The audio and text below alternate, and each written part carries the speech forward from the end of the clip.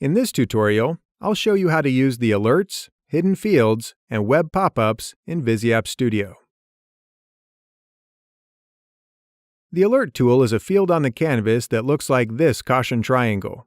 It's used to show a message to the user after some event, like a successful backend update, or input error, or help info.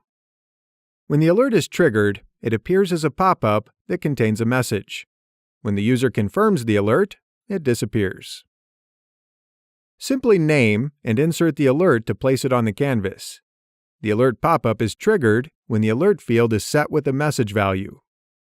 One way to do this is to have the alert field receive a value from a data query.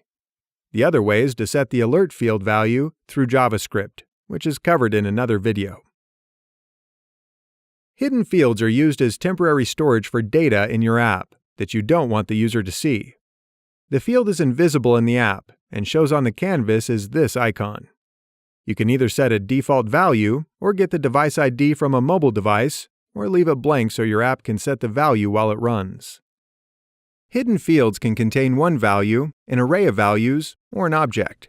You can only set a hidden field value as an array or object with JavaScript. Like any other field, hidden fields can be used as input or output of an action or data query, or to get or set values in JavaScript. The use of JavaScript is covered in another video. Choosing the pop-up web page action allows you to pop up a view of a separate web page in your app.